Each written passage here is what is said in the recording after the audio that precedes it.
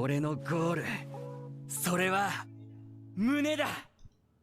Bonjour à tous, bienvenue dans cette nouvelle vidéo sur Chainsaw Man. Avant de commencer, n'hésitez pas comme d'habitude à vous abonner et à liker, ça fait extrêmement plaisir et ça vous permet d'avoir les notifications pour les prochaines vidéos. Aujourd'hui on va parler de Denji et son objectif final, juste palper des seins. Voilà l'objectif de Denji dans cet anime. Il n'a pas d'objectif noble, il n'a pas un grand rêve qui réunit tout le monde, il n'a pas de rêve qui consiste à protéger tout le monde. Il ne veut pas être vu comme un super-héros, comme un symbole. Il veut juste palper de ça, c'est tout. Au premier épisode, on a connu un Denji dans une pauvreté totale. Il n'avait même pas assez d'argent pour tenir le mois. Un Denji qui connaissait que solitude et souffrance. Quand on est dans une situation comme celle-là, qu'est-ce qu'on peut rêver d'autre à part avoir une vie normale, tout simplement. Après avoir été extirpé de cette mauvaise situation, Denji a maintenant une vie normale au prix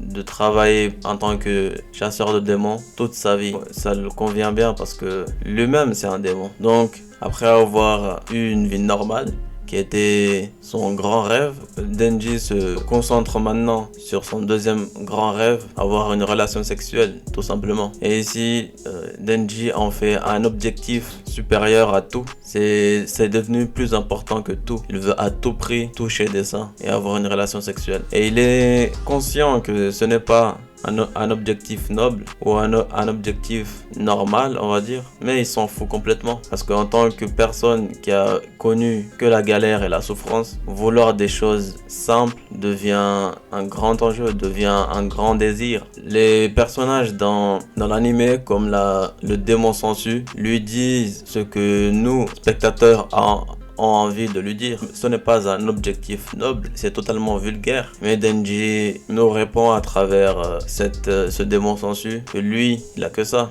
Il sait qu'il n'a pas d'objectif noble, il sait qu'il n'a pas de grands rêves qui inspireraient les gens. Suffit-il vraiment pour qu'il soit jugé? Est-ce que les gens ont le droit de juger ses objectifs alors que lui, il ne juge aucun, il ne juge personne? Quand on l'a vu avec Aki, quand il lui a dit qu'il veut à tout prix une vengeance, il ne l'a pas jugé. Il a compris et il a accepté tout simplement. Mais quand lui dit ce qu'il veut faire à tout prix de sa vie, les gens le jugent, les gens lui disent quoi faire, mais il s'en fout. C'est ce que j'aime aussi chez ce personnage. Il n'est pas là à écouter l'avis des gens sur sa propre vie.